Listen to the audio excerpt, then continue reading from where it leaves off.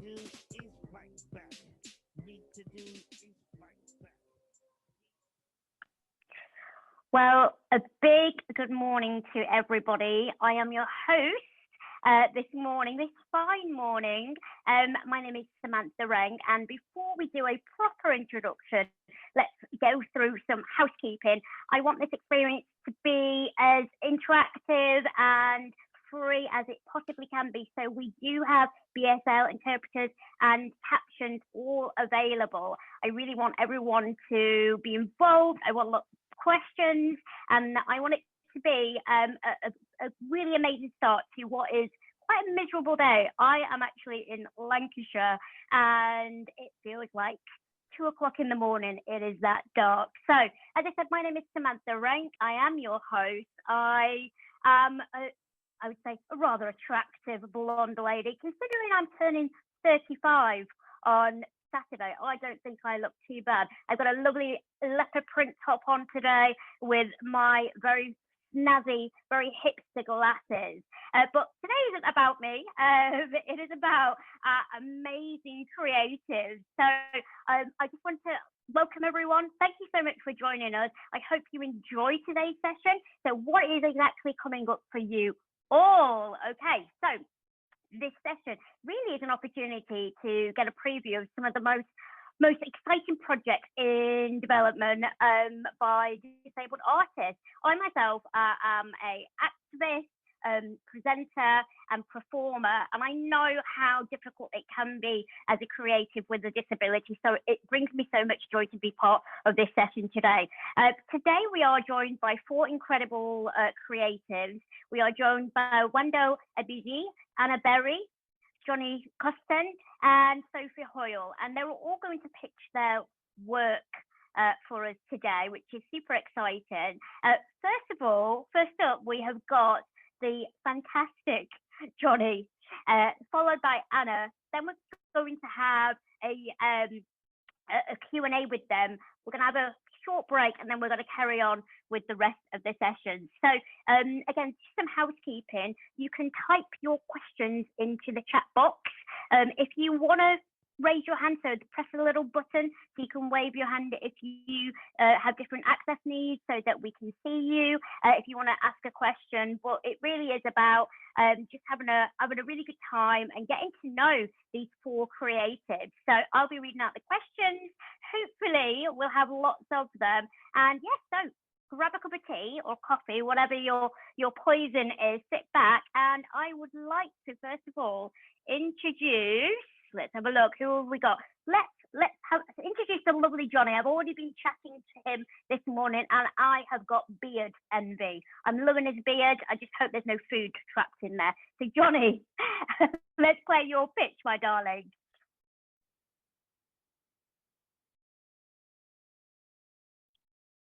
Artist Jonny Cotsen is filmed in a room with cream-painted walls and a couple of pictures, one an abstract collage, the other a framed print of Marilyn Monroe by Andy Warhol. Jonny is in his 40s, white with receding hair shaven on top and a big bushy black and brown beard flecked with grey. He wears a white t-shirt revealing sleeves of tattoos down the inside of his arms. A bright yellow knitted beanie hat nestles low on his ears, covering his hearing aids, and he has glasses with thick black frames. As he talks, footage is shown of Jonny leading workshops, sometimes signing as he performs, sometimes speaking into a microphone or through a megaphone. He points to a picture on an easel daubed with the words "deaf, not stupid."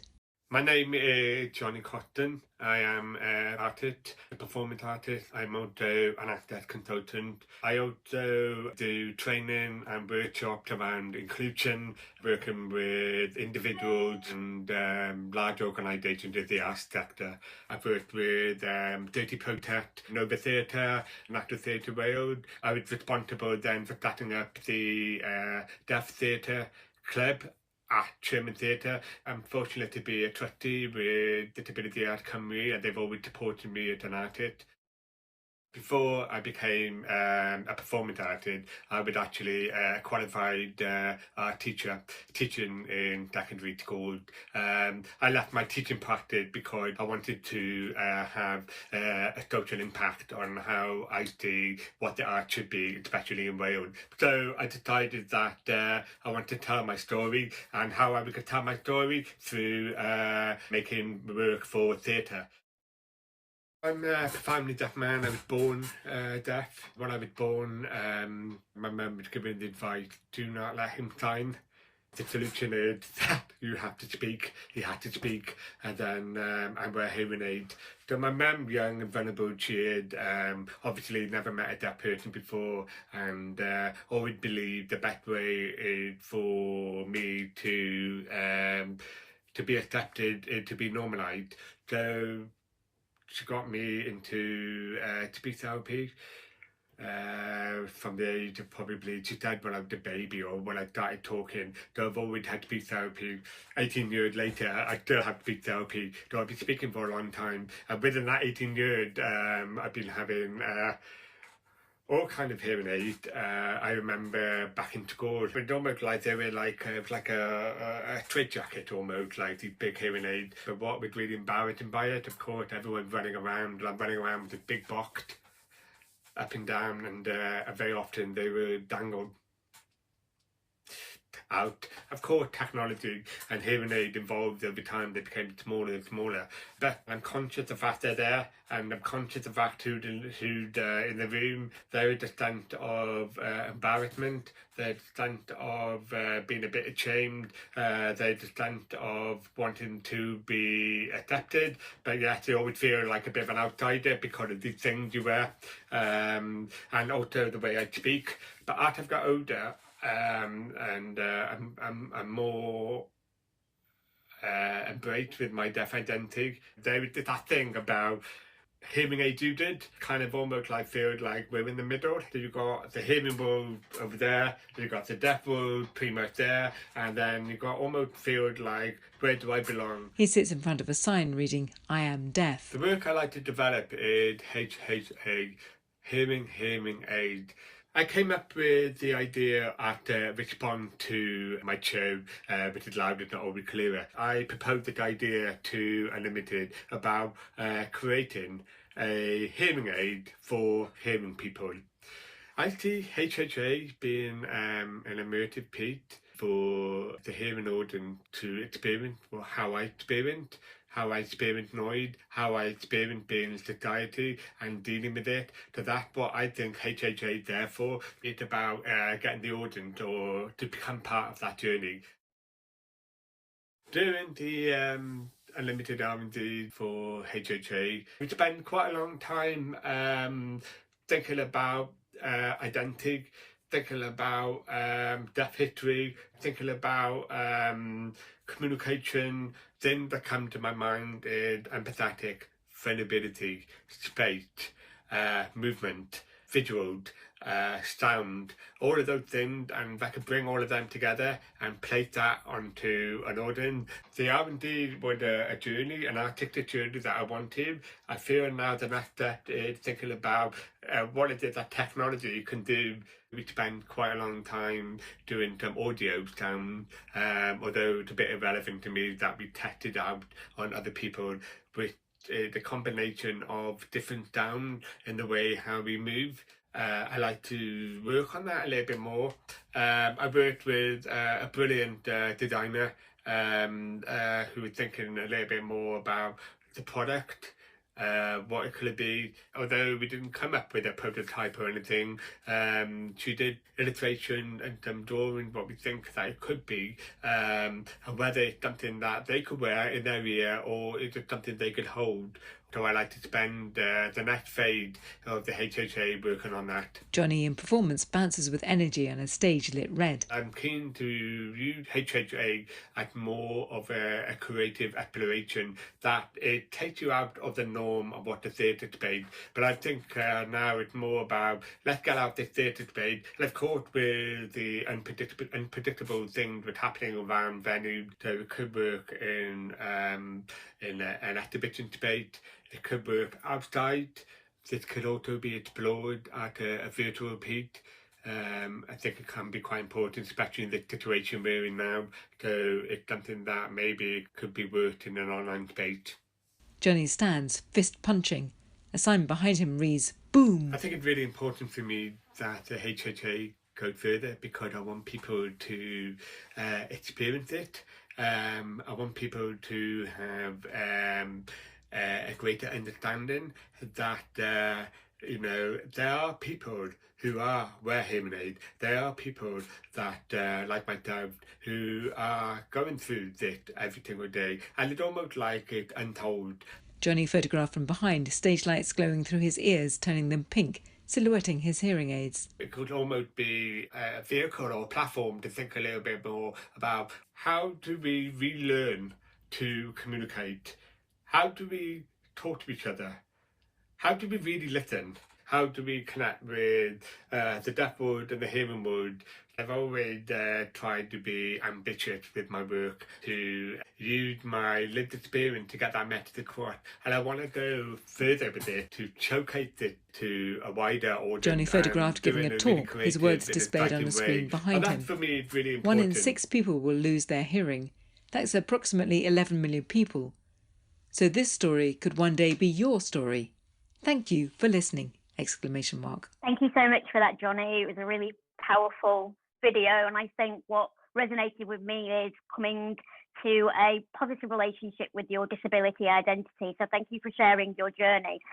Now we want to go on to another amazing video, and that is by the lovely Anna Berry.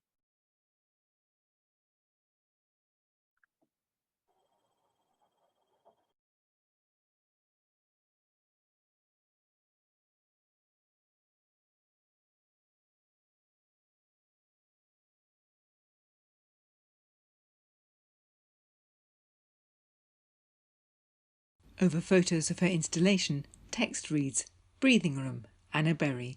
For more information, please email anna@annaberry.co.uk. Hi, I'm Anna Berry, and I'm here to talk to you about my piece, Breathing Room. It's an immersive kinetic installation, and I'll just show you the wee film we've made to give you a sense of it.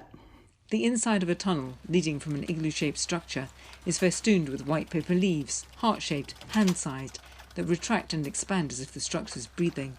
Sunlight streams through, illuminating some leaves, casting others in shadow.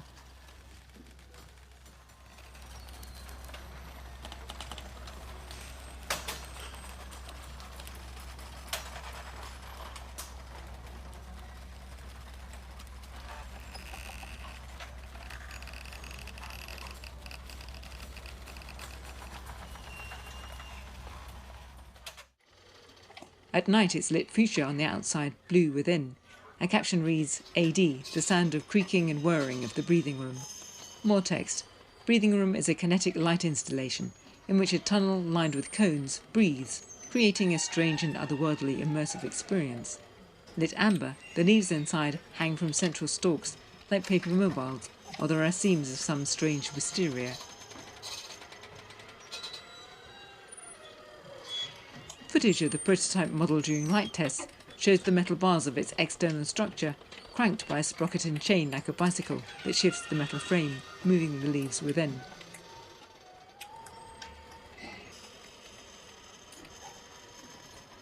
Text explains this video is shot to give promoters and audiences a taster of what the final piece might become. Suitable for touring to urban art and light festivals, galleries and public spaces from summer 2020. That gives you a quick sense of what the piece will be. This is the prototype. The prototype is a quarter of the whole thing, so the final piece is very big. I'll come back to that, but first I'll give you a quick background of the history and development of the piece. So like a lot of my work, it started out as quite a political piece. I make quite a lot of work about the individual's relationship to capitalism. And one of the things I come back to is ownership of public space, and particularly in relation to Milton Keynes, where I live. The piece was commissioned in 2014 by MK Fringe, and it was in the shopping centre. There's lots of issues with public space in MK. Commercial pressures mean that things have somehow managed to get built that betrayed the original planner's vision. And much of the public space isn't at all public, it's very commercial. You can't gather or play music or give a talk, you can only be there if you're selling or buying. So I made quite a subversive piece, and to their credit, the shopping centre were very good sports about it. And I collected donated used paper from individuals, charities, community groups and small businesses. And I created this living, breathing representation of the community in the shop unit. I'll just flick through another couple of pics. And here's a quick sense of the movement. Densely packed trumpets of paper pulse, wafting in and out.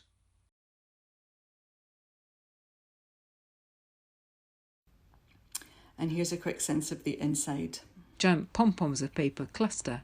And it was really inspiring, actually. There were kids who gave me their GCSE stuff because they'd finished with it, and some guy gave me a copy of his degree certificate. There was all kinds of things in there. And then randomly I also got loads of donations from the Labour Party in Milton Keynes, which led to the really kind of left field experience of meeting Ed Miliband because he was in town. And he was super tall, lurch tall, which I hadn't gotten that from TV. So I was really tongue tied interacting with him because all I could think of was you're the wrong height. Anyway, from there I got the Unlimited commission to R&D that piece into something quite different, something that wasn't ephemeral, so quite antithetical to most of my practice, something that was tourable, durable, modular, weatherproof, etc. And I collaborated with local artist and engineer Clive Doherty, and throughout 2017 we came up with the prototype that you can see in the film. And we were able to showcase that both at the Southbank Centre and the Attenborough Centre, and we've also taken it to First Sight in Colchester. By this time it's been abstracted from the overtly political beginnings, and the focus is now more on the otherworldly sensory experience. And the common thread is that it's still very much about changing space and changing our experience of the space around us. Then things got super real, and I paired up with lovely producer Kate McStraw, and we went for it, and we got the Unlimited commission to make and tour the full piece. So now it's me, Clive the collaborator, Kate the producer, Matt the production manager, Martin and the fabricators, all making this huge thing, supported by Unlimited, with funding from Arts Council England, co-commissioned by Milton Keynes International Festival, and in partnership with 101 Creation Space, and with support by Festive Road. So lots of stakeholders. The full piece is 4 of the modules that you can see now, and they can configure in various ways to fit different site footprints, and presenters can choose to show 2 or 3 or 4 of the modules as suits them. It's suitable for indoors and outdoor spaces, any public space really, courtyards, galleries. It's waterproof and fireproof. It's shown at its best lit, and there's an integral barrier system, which you can't see in the video because we hadn't built it then. The piece was co-commissioned by and was post-premiere at Milton Keynes International Festival last July, but obviously the festival was cancelled, and we're pleased to finally be able to show it this year. These are some quotes from the audience responses. Amazing, incredible, I've never seen anything like this before, it's alive, remarkable, I've been before and come back because I love it, I've told my friends to visit, it's magic, it should be in a place where more people see it, it should be in the Baltic. The tech spec is available on request, and if you'd like any details, please contact Kate McStraw, which is katemcstraw@hotmail.co.uk. And if you want to find out more about me, please do chat to me or hit my website, www.annaberry.co.uk. Thank you.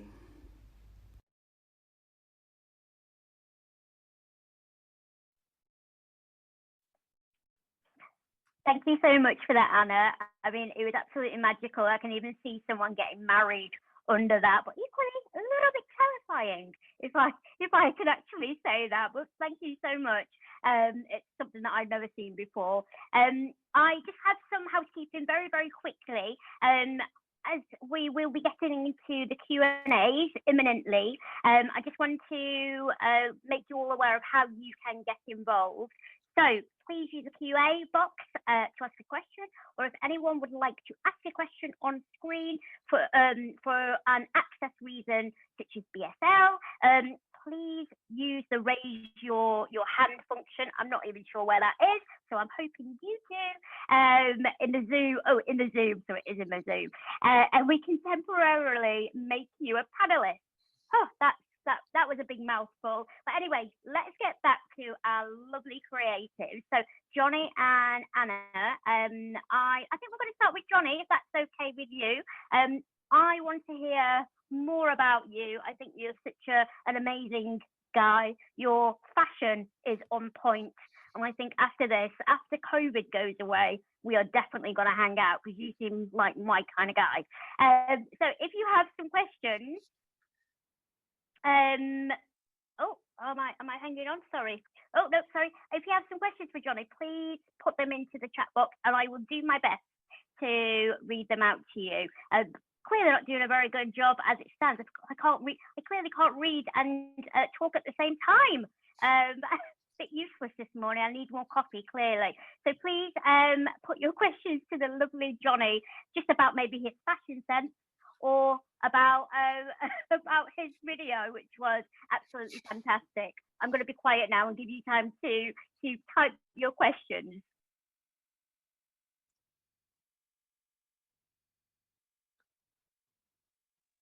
Anyone? Or maybe me and Jonny should just have a chat. Okay, so talk about our glasses. I know glasses are on point, and the hat. You need to send me your hat. We do have a question. Thank you so much. So the question is from Ellie. Hi Jonny, what is next on the card? It's a good question, actually. I actually started working, when I started working on the HHA, and I was really excited about how the net faded, and then bloody COVID came in, then the whole thing sort of gave me a bit of a halt, really, so I kind of parked it for a while, but I didn't really feel where it could go, because I wanted it to be very much more an immersive space where people could interact with each other. So, well, that's not going to happen, so what's the point? So then Unlimited contacted me, wanted me to pitch it. I got quite excited again because it's a really valuable project to me. So where do I do this now? I do that I want to develop kind of it's almost like I want to develop the narrative in a way that what it is that I wanted to do. You know, I still haven't quite sure because I'm so focused on the technology, and because I really believe the technology was really the answer, but there were a lot of complications with the technology. I still do believe it, but maybe it's more about thinking about the narrative, the artistic vision behind it. So I think the next thing for me is to maybe work with, could be a dramaturgy or a director to really help me to shape that. Oh, we've got a question here. Sorry about that. We do have a question. This is anonymous, but it says, Jonny, do you ever find that your capacity in between the hearing and deaf world causes creative tension in your work? How do you or do not tackle that?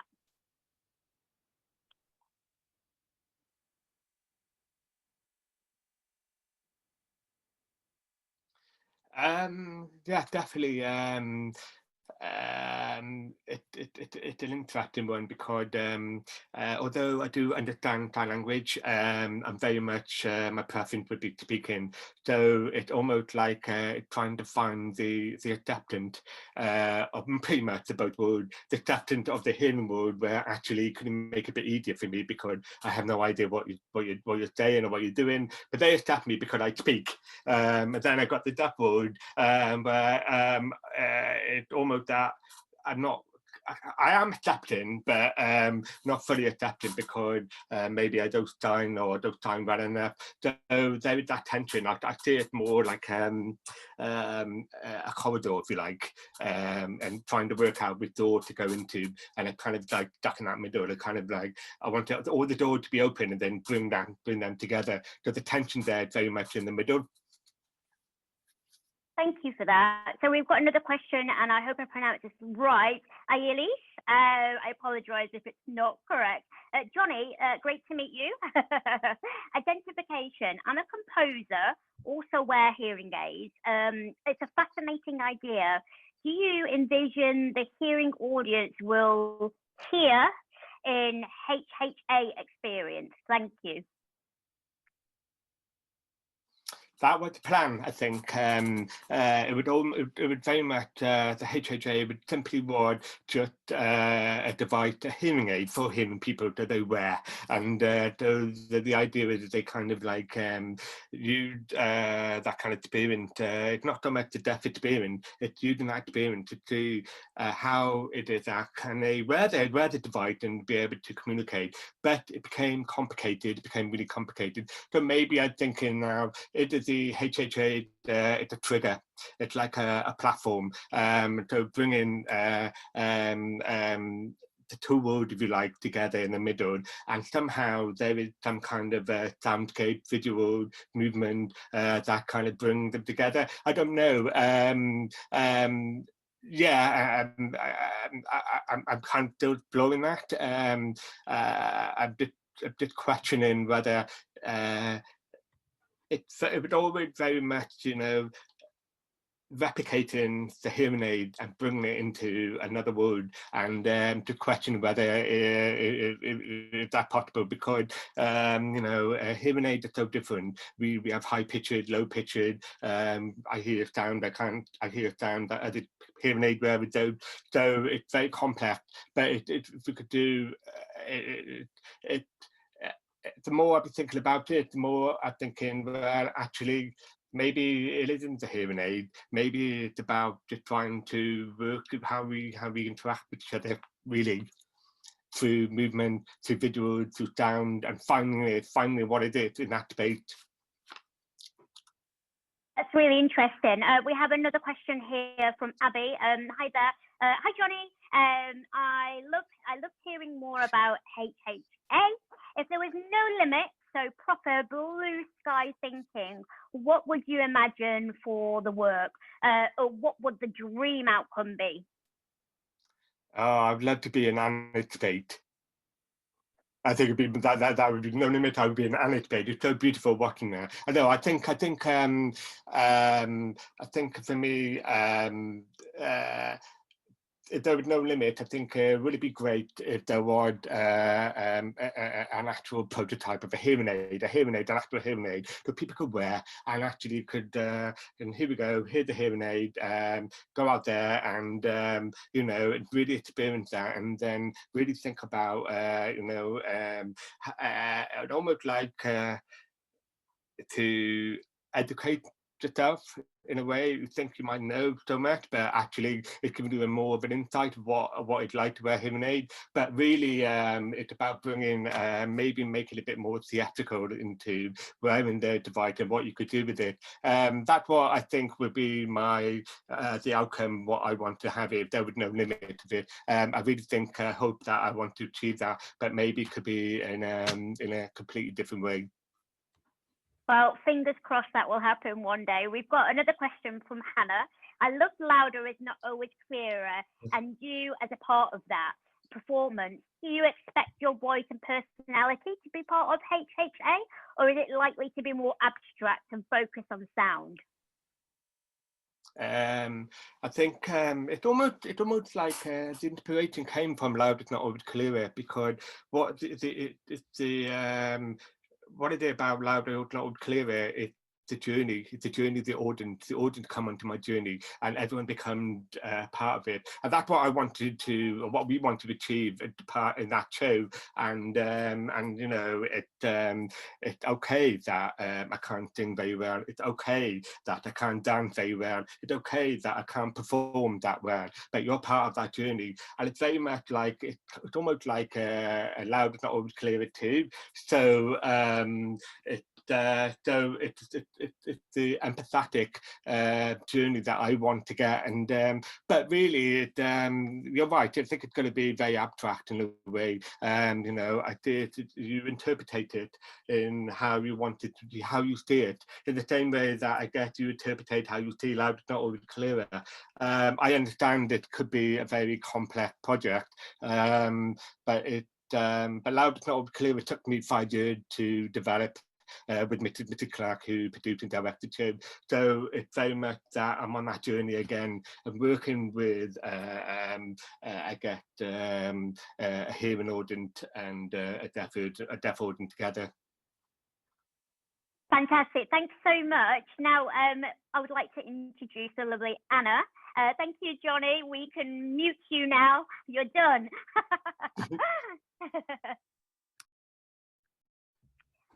have we got lovely Anna? Oh, I'm going to get straight into the question. Have we got Anna? Oh, no, we are going. Sorry, we are doing an interpreter swap. Sorry.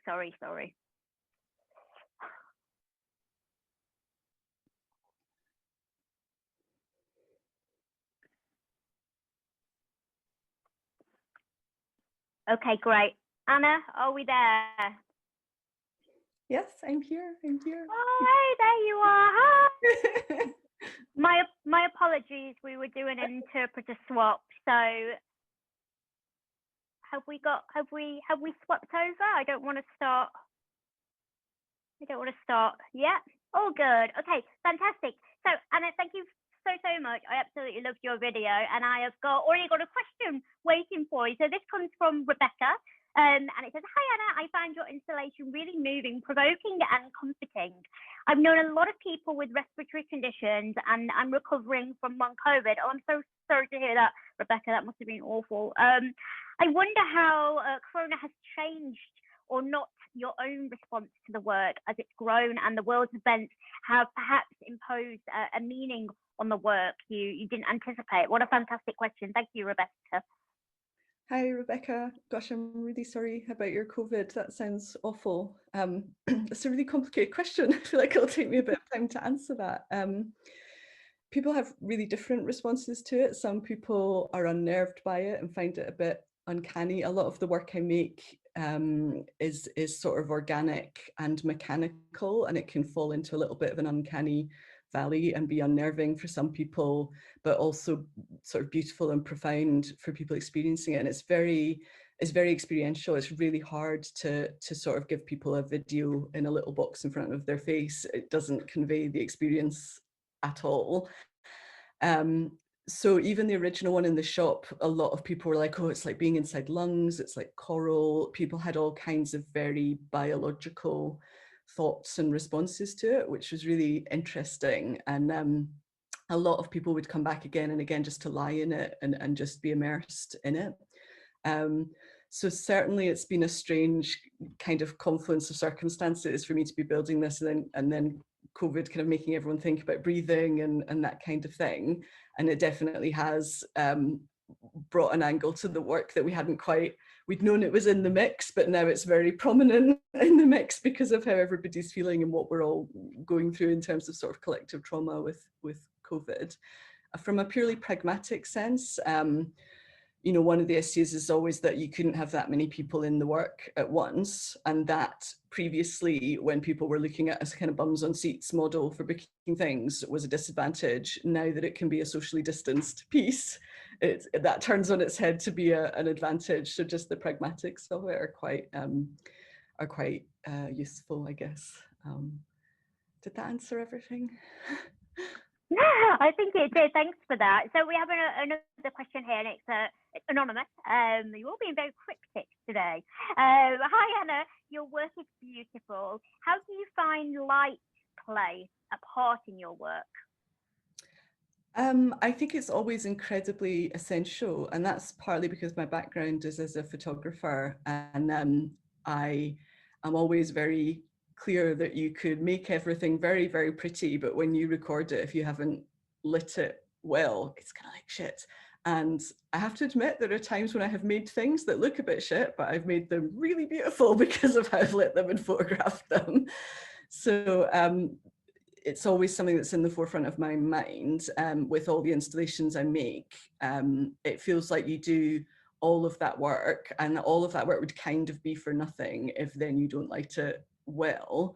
And then this work kind of takes that to a different level where the light becomes really intrinsic to it. And that's quite difficult in terms of a lot of the people who want to book it it's for like summer festivals and stuff where we can't really light it and it's not shown at its best. So I want to push it most for things like light nights and some indoor showings where you can light things indoors. Because I think that's where it comes into its own. And we didn't start off with pitching it as a light piece, but as soon as I put light on it, you know, it was just transformed like that. And I realized that what I was actually making was a light installation, which I hadn't realized before. So yeah, that's quite difficult to try and kind of pivot that in terms of bookings and how we pitch it. But I do think it's terribly important, partly because I mean, the piece is kind of 50% the inside experience and 50% the outside. So you approach from the outside and there's this kind of very hard skeletal-like armature of mechanics, and that will be very hard lit. And then you go on the inside and you have the opposite experience, and there's this kind of very organic and experiential and quite kind of trippy sense with the luminous light filtering through. So it's quite important on all levels, really, to the piece. I know all about lighting. Normally, I'm like a Kardashian with one of them, a really obnoxious bright light, just so that I look absolutely immaculate. It didn't happen today because I was wearing my glasses, and you would have seen my secret, so I left it alone. We have another question, and this is something I can completely resonate with me. And this is from Vicky, and Vicky said, "Hi Anna, love your piece. Do you insist on your work in only it's only exhibited in wheelchair accessible venues?" I'm a wheelchair user myself, like Vicky. As a wheelchair user, this is a dilemma I face when submitting art for inclusion in exhibitions. That's a really great question, Vicky. Thank you for that. Hi, Vicky. So I'm kind of an outsider artist. This is like still me experimenting, being involved in the art world at all. My background is really grassroots, and it was kind of me making big stuff and putting it as street interventions just in public space. So I actually don't have any practical experience of being shown in art venues to have ever kind of come across that problem. The only time I've shown was in MK Gallery as part of MK Calling twice, and I know that they're very, very good at their accessibility. They've got one of the proper changing rooms, bathrooms and everything there. And then apart from that's kind of it with like where I show my work. So yeah, I can't sort of give a proper answer from experience on that. Certainly in building the piece, we were really mindful up front that we wanted it to be wheelchair accessible, so at all points it goes through.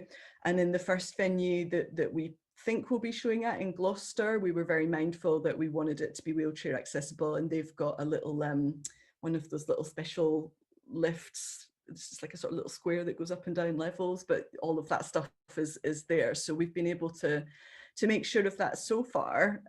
So yeah, hopefully it will be accessible to most people. I'm also kind of aware though that like there's no access utopia where everything is accessible to everyone, and there are the upfront obvious needs that we can take care of, but there are also people who have all sorts of impairments that you would never imagine that can be blocked from seeing things for all kinds of reasons. And I think everyone does their best with access, but I think also there's a level of kind of acceptance you have to have that at some point there's probably someone who's not going to be able to experience your piece because you don't have an infinite sum of money to spend on the access, and sometimes access things are even in direct conflict with each other. So by doing something that offers one person access, you land up actually denying access to another person. So I mean, I know this stuff because I curated recently actually an exhibition. I was sort of having to think about all this stuff, and it's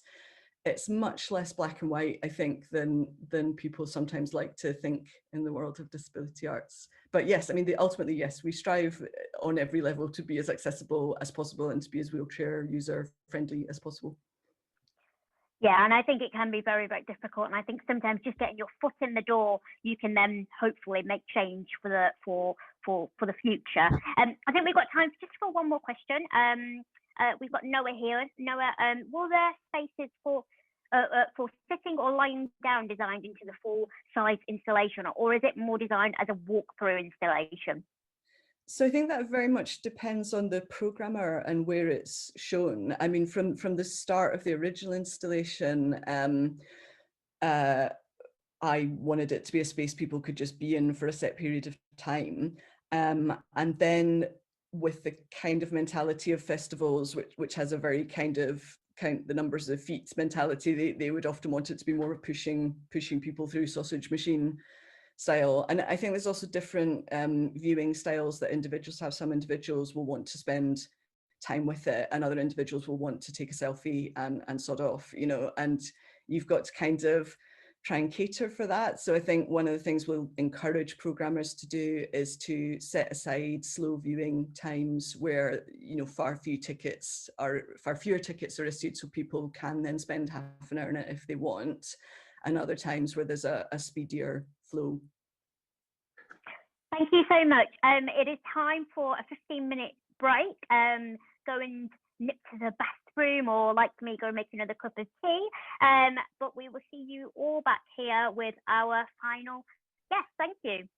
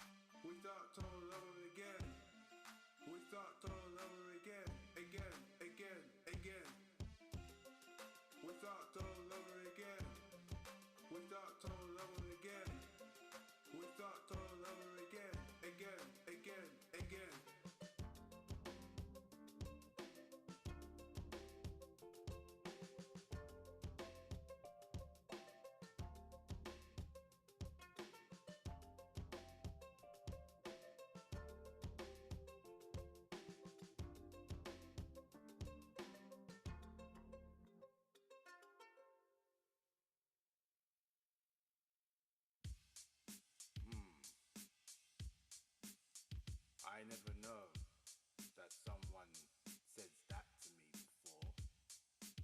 This must be the first time that someone says something to me. That was a first. Can't believe my friend said this to me on my iPad. Had no idea why she told me. I saw her message saying that she wants to write message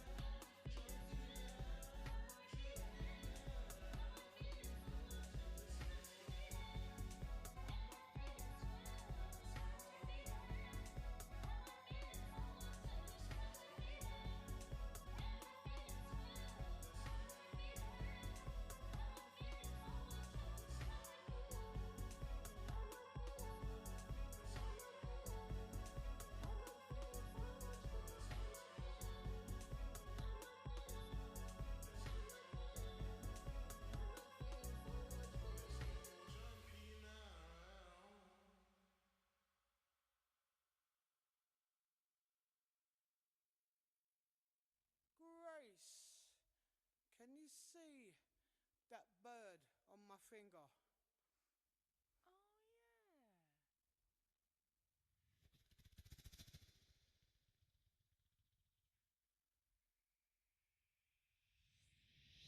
Oh, yeah.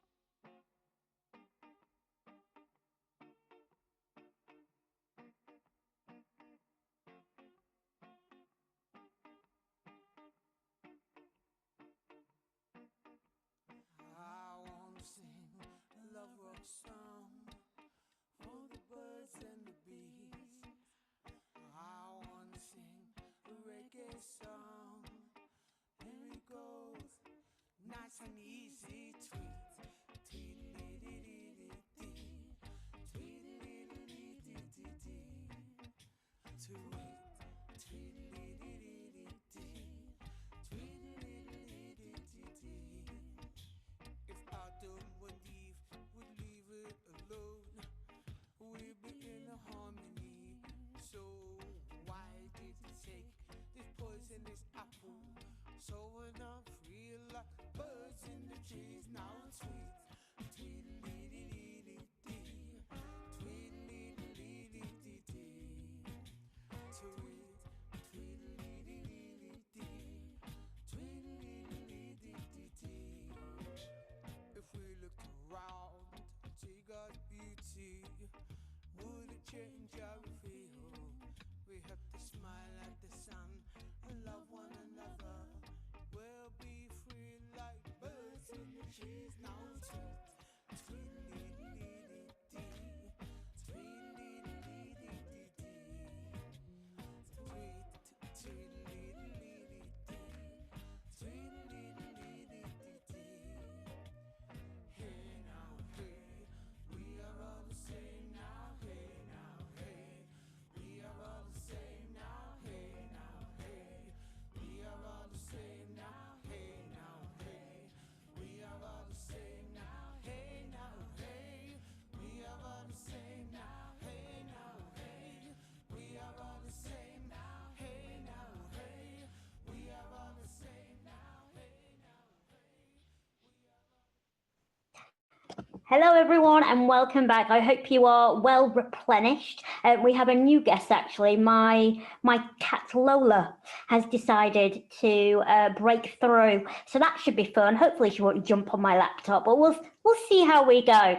Okay, so we have got two more exciting creatives to share with you. So let's start with our first lovely creative, and that is the fantastic Nwando. A glamorous black diva swoops on stage, glittering in a sparkly gold cloak and gold turban. Barefoot, she joins her band and steps up to a microphone, bouncing on her heels. As we hear her voiceover, the performance goes on. Okay, I want you to join us in shaking your pelvis. That's it. I can feel you jiggling, moving the air with the centre of your being. Hello, my name is Nwando Ebizie. I'm an artist, a composer, a curator, a dancer, a writer. I present podcasts and I've made radio programmes. I'm a creator of dream worlds and alternate realities. My work calls for radical change, accessibility as innovation. I want to challenge you to question your perceived realities. My inspirations come from my inner and outer worlds. A few years ago I realised I had a rare neurological syndrome, and coming to terms with this and my own atypical neurodiversity, this directly inspired my work. It's become increasingly biographical whilst becoming more and more epic in scope. I try to reach out across the spectrum of neurodiversity through multisensory, intimate practice grounded in scientific and mythical research. Black and white footage of Nwando dancing outside.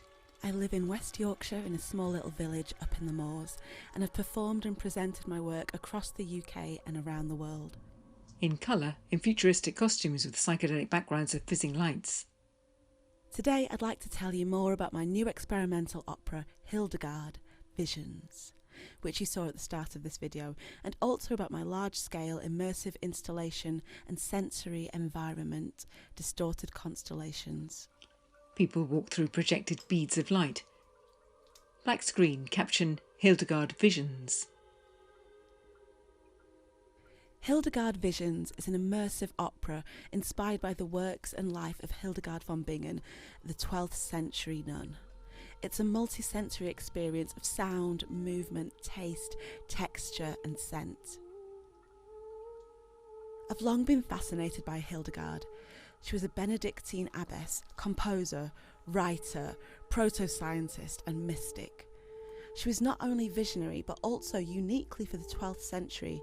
Her visions were preserved in musical scores, writings, and illuminated manuscripts. I wondered, could a possible neurodiversity have led her to see the world differently and enhanced her creativity? A medieval image shows angels and planets in the body of a whale. Shots of Snape Maltings.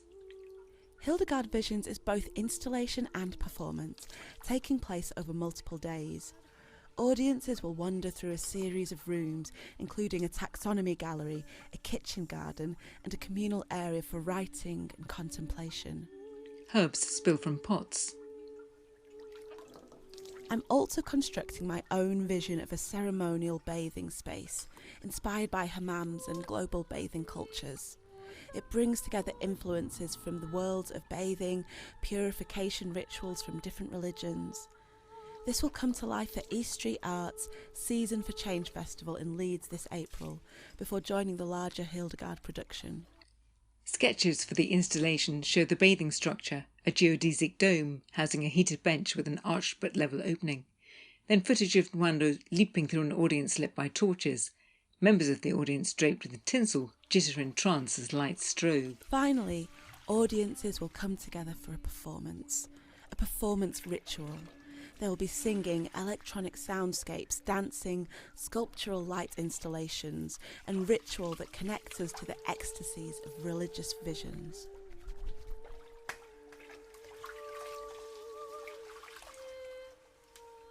It's vital to me that my work welcomes everyone. This means thinking ahead to anticipate accessibility needs, including a range of neurodiversities, disabilities, and language backgrounds.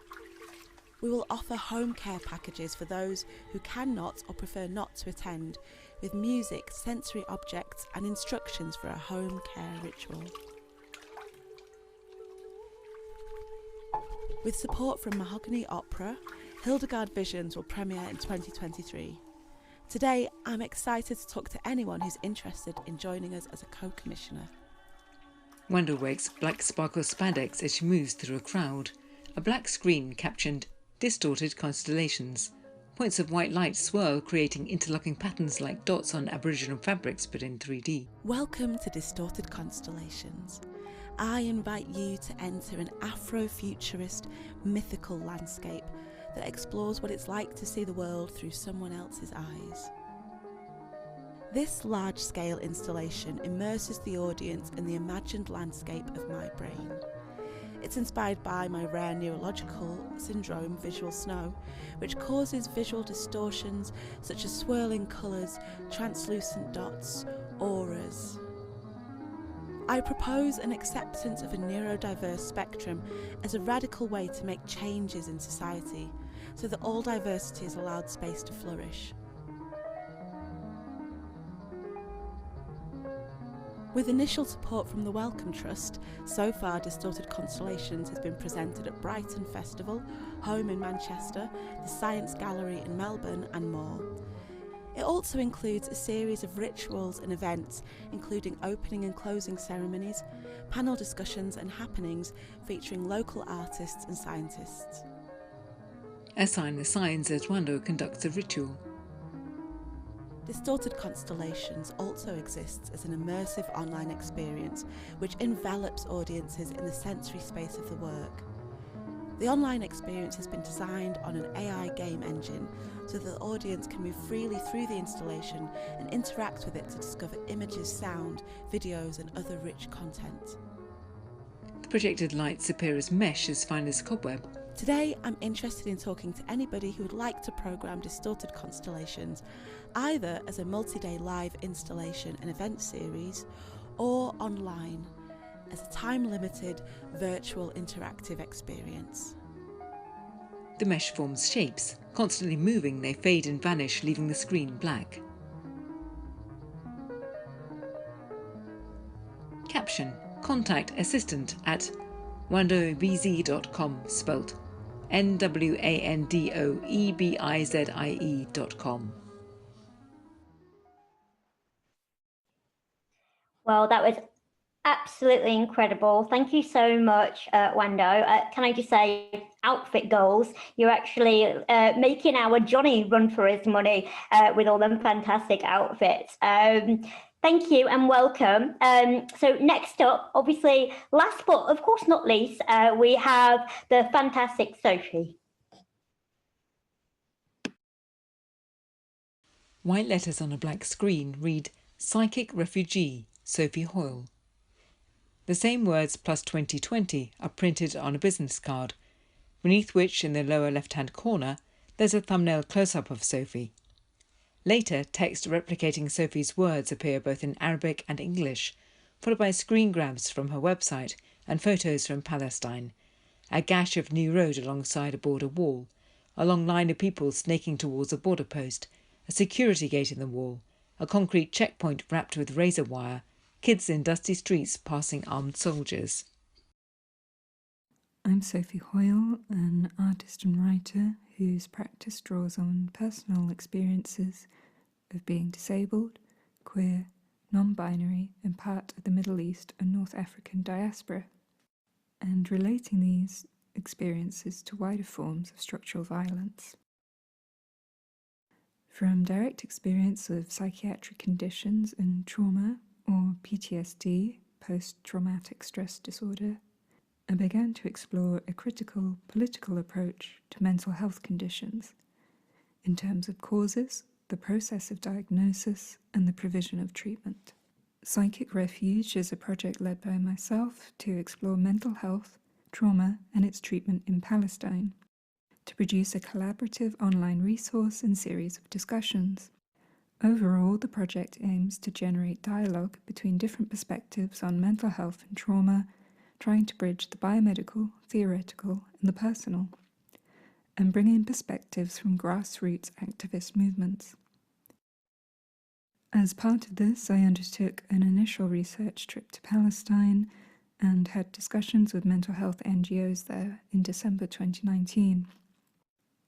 The main research trip and subsequent trauma-based workshops for Palestinian NGOs that were planned for 2020 weren't possible due to COVID-19.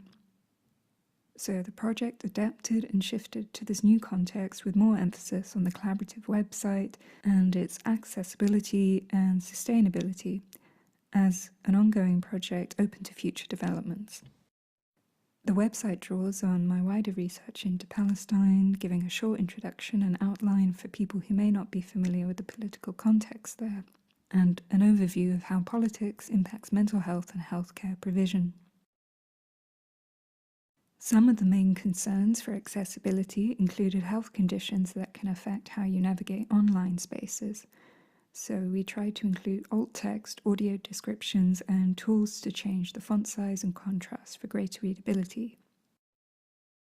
Another type of accessibility was linguistics, so we have the website in both Arabic and English.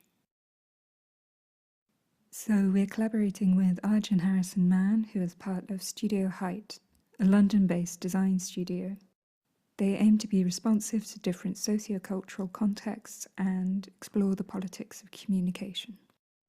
The text is being translated by Palestinian artist and researcher Ala Abu Assad, whose practice centers around exploring values of representation, translation, viewing, and reading. What is the research?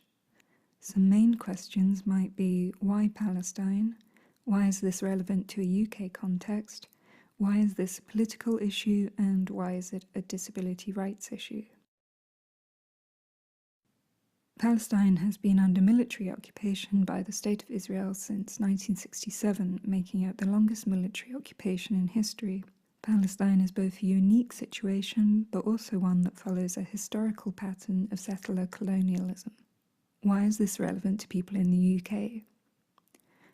The UK has a long history of colonial intervention in Palestine, directly ruling during the British Mandate of Palestine from 1922 to 1948. And the UK continues its military and economic support towards the occupying forces.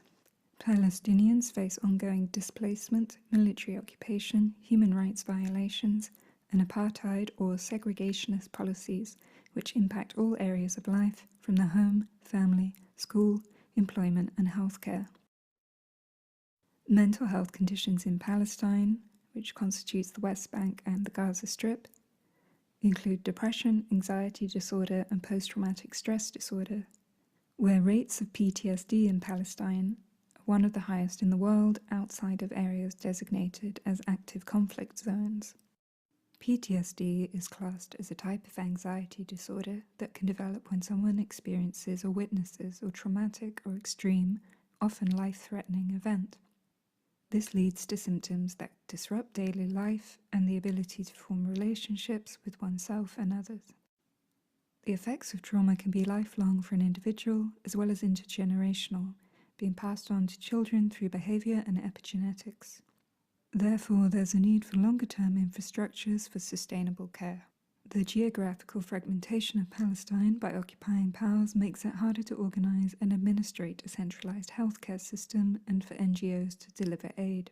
There's also a lack of training and education on complex mental health needs, and very few referrals are made to existing mental health services, which means the majority of Palestinians with mental health, as well as other chronic conditions and disabilities, are left untreated or with minimal support. In January 2021, the Psychic Refuge digital resource will be ready, and a short programme of events has been organised to activate and respond to the website. The first event will be an online discussion on accessible web design with Arjun Harrison-Mann, who is part of Studio Height, using Psychic Refuge as a case study. Arjun is a designer, activist and advocate for dialogue, often based around disability rights and collaborating with DPAC, Disabled People Against Cuts, to facilitate alternative forms of protest for deaf and disabled people. As part of a peer response process, we intend to invite a small group of practitioners, around 3, to respond to Psychic Refuge, and these responses would be navigated through discussions as a group via Zoom. Of the practitioners involved, I'd like to prioritise the inclusion of disabled artists and Palestinians and the diaspora. An overview of these discussions related to the resource and new contributions would become part of the Psychic Refuge digital website. I would also like to invite a Palestinian researcher or activist working in mental health in Palestine. For example, Sama Jaber, a Palestinian psychiatrist who explores the political context in relation to mental health, or representatives from Wings of Hope Trauma Centre, Bethlehem, or the Gaza Mental Health Clinic. This could be in collaboration with the UK Palestine Mental Health Network. I'm in the process of speaking with Ebizie Collective, which is an open access resource, digital archive and curatorial platform promoting films made by female identifying filmmakers from the Middle East and its diaspora. It's run by Rasheen Taponi, an Iraqi-Irish film programmer and researcher.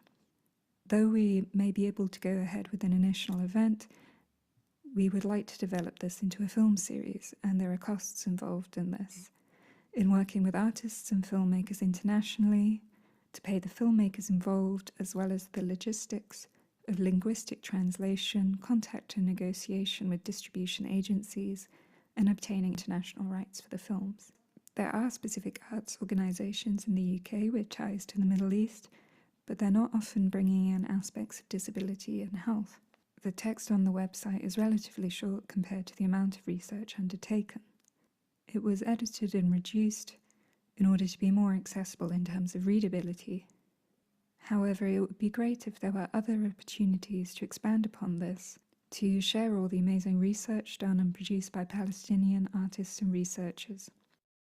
A lot of this research is already shared on the website resources page, but I'd like to be able to examine it in more depth and have a more meaningful series of conversations. I'd like to invite more speakers, have more discussions, ensure accessibility to these events and fair payment for everyone involved, This would require additional funding and institutional support. Please let me know if you need any more information, and I look forward to taking your questions. Thank you so much for that, Sophie. That was really quite powerful and thought-provoking, and I really hope that you, get the support that you need for your project.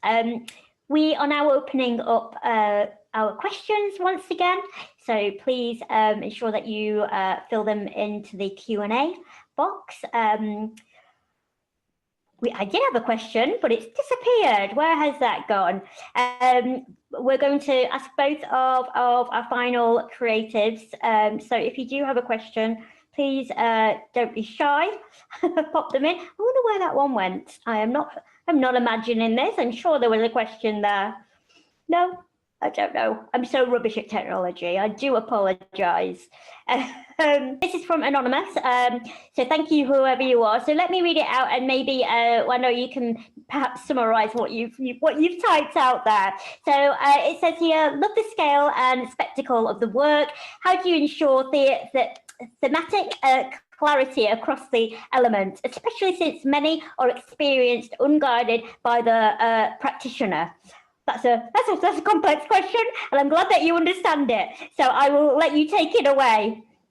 Yeah, thanks for the question. It is quite complex because I think, for starters, maybe thematic clarity isn't the most important thing for me. I think the most important thing is I take quite a neurophenomenological approach, or let's just say a phenomenological approach. So I'm interested in the experience of the individual and the community who come to the work, the sensory experience, how they meet the work with their own perceptual biases. And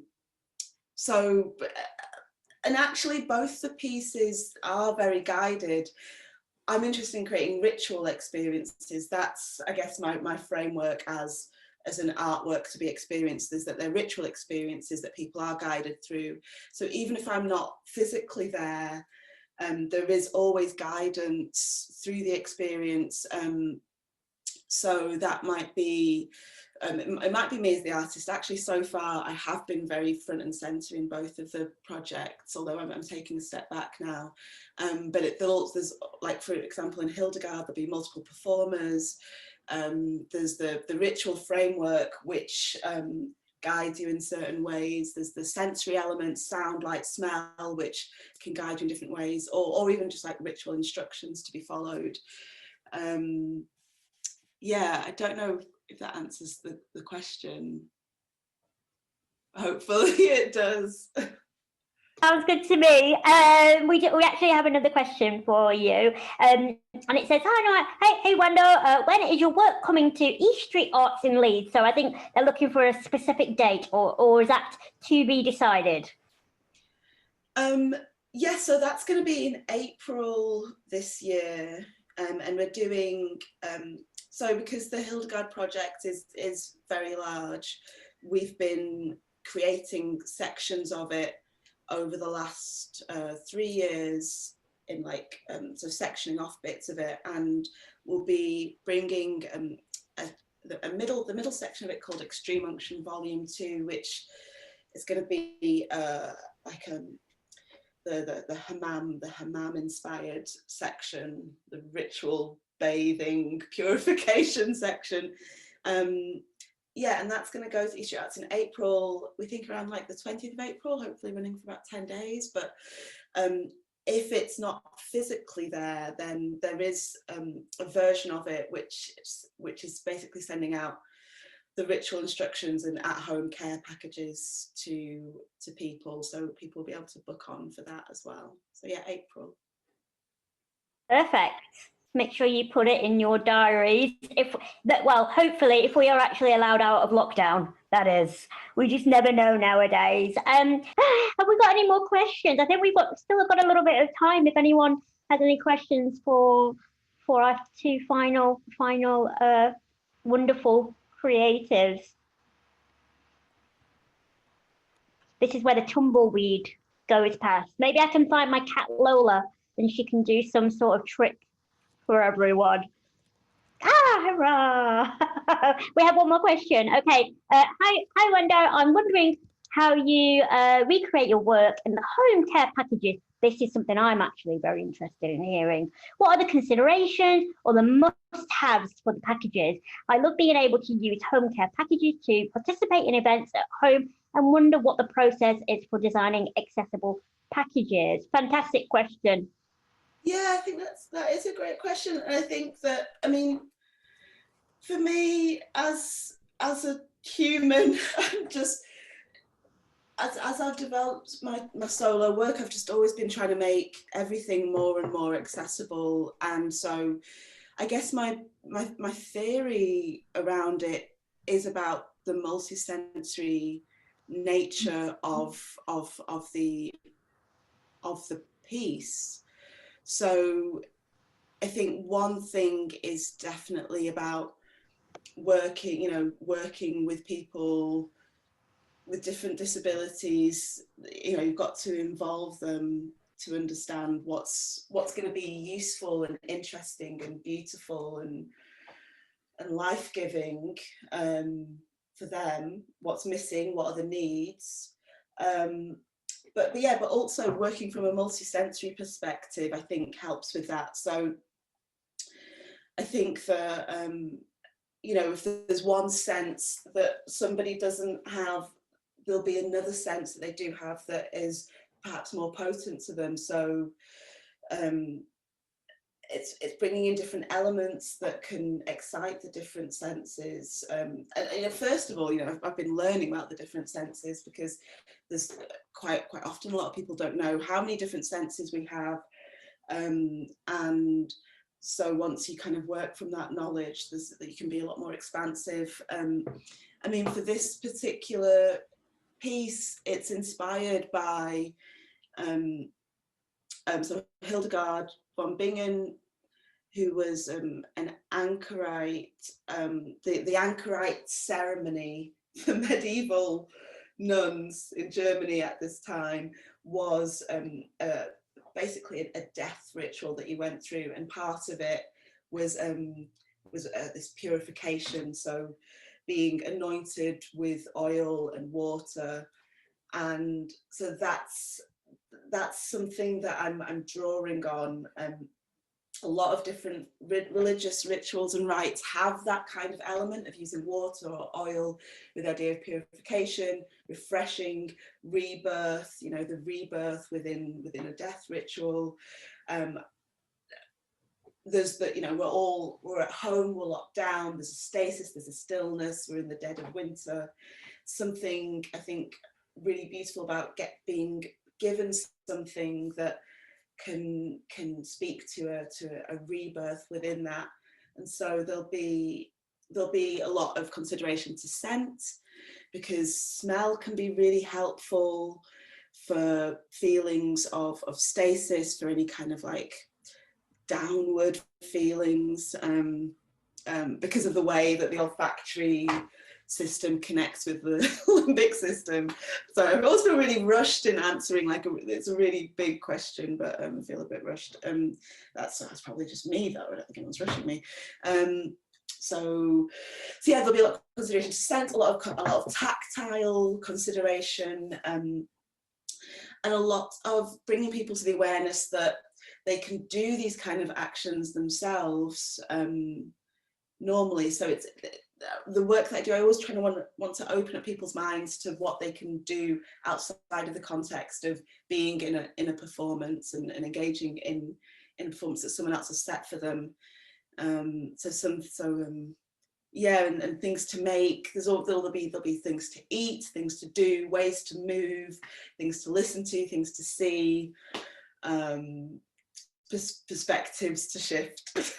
Yeah, that's what the care packages will be.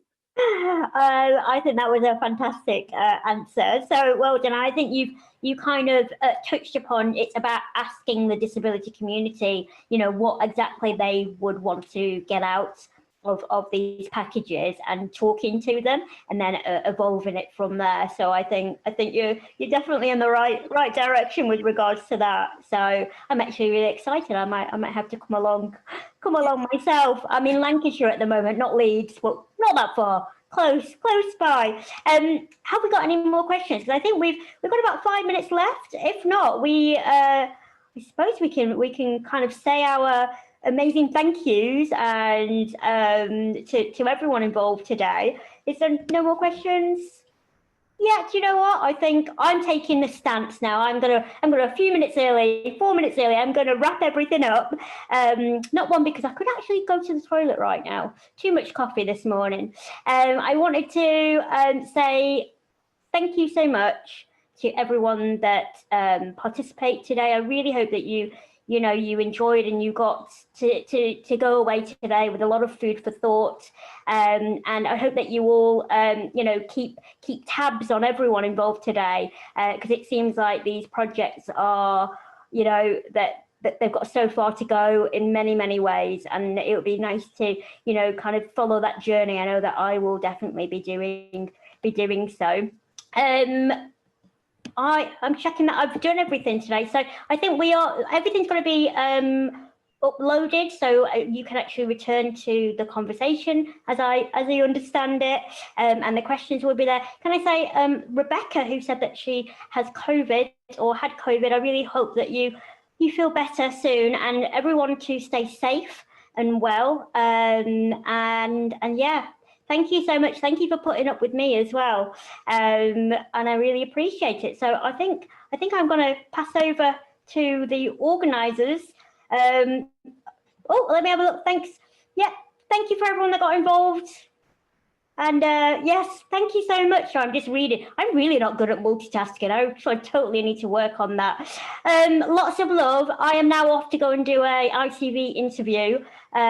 Wish me luck with that, and I hope you enjoy the rest of your day.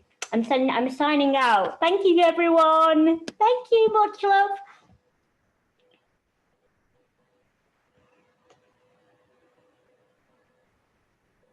Okay, cool.